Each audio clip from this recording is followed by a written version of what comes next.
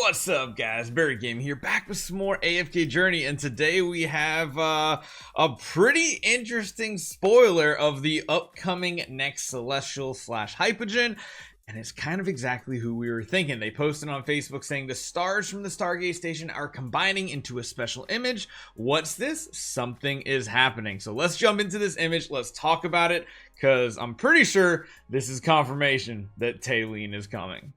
So this right here was the post on Facebook that we saw. AFK Journey, the stars from the Stargate station are combining into a special image. What's something? Something's happening. Hashtag AFK Journey, hashtag new hero. So if you look at the actual main part of the image, you see the Celestial and the Hypogen portions, but what you see are these wispy feathers, and you know what color they are? They're like this orange, red, gold color. You can kind of see here, it looks pretty much like a feather. If you take a look at this one down here, that is essentially a feather. And everybody's been wanting Talene to come to AFK Journey, and I think this is probably the time, because I can't really think of any other hero it possibly could be, and this could be one of the most game-changing, meta-changing heroes that we've seen in the game just yet. Now, when is this coming out? We don't know, because as we were told, we're only getting 2 Celestial / Hypogen heroes during this season. Now, when they said that, I feel like they mean either or, not like 2 Celestial and 2 Hypogen. That would be kind of weird. Fresto's only what, 3 weeks old, something like that. So I can't imagine we get one a month. I felt like they were gonna get one every 6 weeks, maybe, but it could just be an early spoiler. So let's talk about what we have available right now in game and what you guys need to do to save. So first off, I still think going for Rainier, I mean, you might want to just hold off on any builds right now unless you're about to get Rainier to Mythic Plus. If you don't have a Mythic Plus, don't consider doing it yet. As you know, this would be our 3rd Celestial hero. Right now we have Scarlita the Warrior and DNL the Marksman.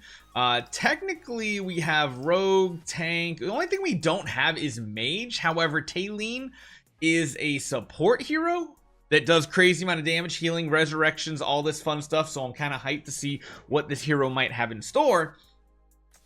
And I almost think Talene might not be like a 1-copy Celestial Hypogen. That would be something we talk about a little later on, but I'm pretty sure she's going to be a support hero. And beyond that, what you guys should be doing right now at this point is don't even just save these guild medals up. Just continue to save them up, because it doesn't look like we haven't had any news that Stargazing will allow diamonds. So there's really just 2 ways of getting them as a free-to-play player. One of them is the monthly purchases for diamonds. The other one, of course, you can get 1 Celestial / Hypogen a month from the store. Of course, getting up to champion store, champion in difficulty and arena is really important too, to get those additional ones. And then of course you can get some from the recruitment store.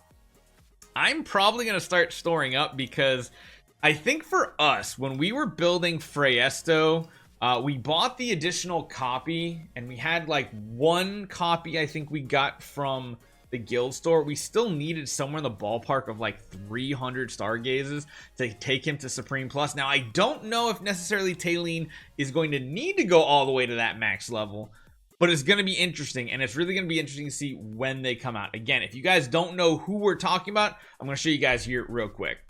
So again, this is actually a hero that I had back when I was playing AFK Arena, and she was just the most busted hero in the entire game. So we can actually just jump in and take a look at her as well. Let me see, where is she? She's over here. There she is. We had her built up pretty far. Let's take a look at her skills here and tell you exactly why she was so good.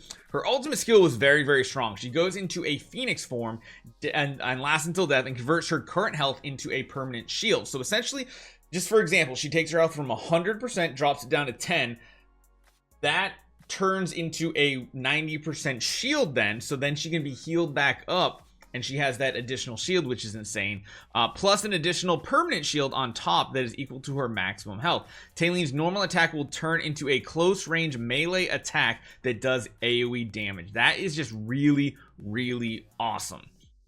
Her first passive here, Phoenix Rising. Every time Talene dies, she transforms into a fireball. So she goes into like this little like fireball in the field, and as the HP bar recovers, once it gets to a certain point, she then revives. That can happen an infinite amount of times. Once her health reaches a higher limit, she is reborn, resulting in a brilliant explosion, which does AoE damage as well, and her recovery rate is reduced every subsequent time, so it takes longer for her to revive. It's not like it's a fast revive every time, but she has infinite revives technically if you can keep your team alive. So stall tactics with Talene could be insane, especially with heroes like Igor, like Olmes, could be really nuts.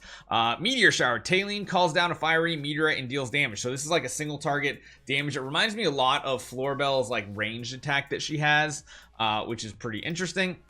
And then Afterglow passive, Talene's 2 most injured allies recover health each time Talene cumulatively loses her health for a certain amount. So basically, this Afterglow synergizes extremely well with her ultimate because she's draining all that health away. And this is just really insane because when she does, again, lose her health, she then gives it to her allies, which becomes an insane heal. Now, beyond that, oh no, I didn't mean to do that right there. What was I looking for? I was looking for her other thing. Let me go over to the portraits here. I want to show you guys the portraits because that's where we can take a look at her exclusive type stuff and signature items.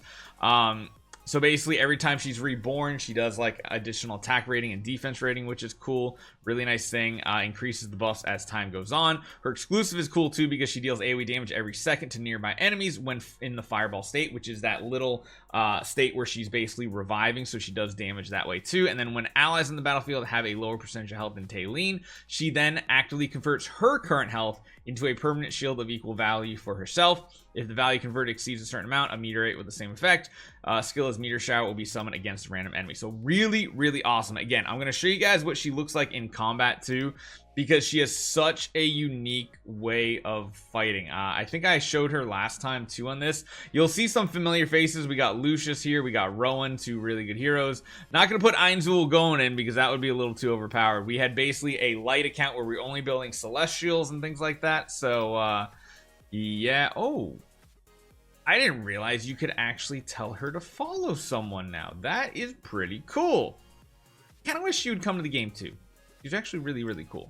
I love her. So let's go and watch what Talene does. I'm putting her in the front so that hopefully she does take damage. You can see her health bar and everything. She gets the energy that's stocking up. Let's go to 2 times speed here. She's taking a lot of damage. She's really good at being like a front row pseudo tank type thing because you don't care about her dying. But again, right there, the ultimate, she dashed across, drained all of that out, and she healed her allies with that as well, which is just really, really cool. I love this ability that she has. I actually don't know if she's gonna die. She probably won't. Let's try doing something very basic here.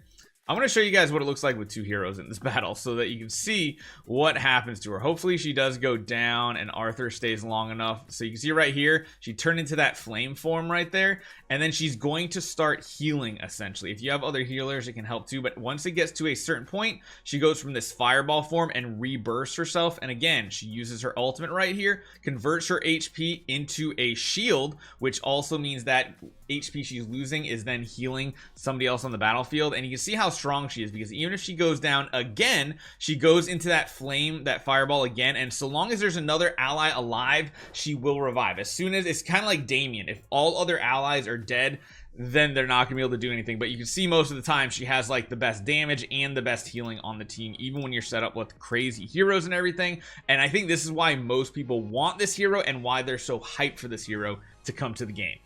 The only question is, when is this happening? Because that'll give us a better idea of what the Celestial Hypogean release schedule is going to be like too. I feel like once every 6 weeks would be kind of not horrible, because if you think about it, every 6 weeks, that's every 2 other heroes, which is like an S level and A level, hopefully.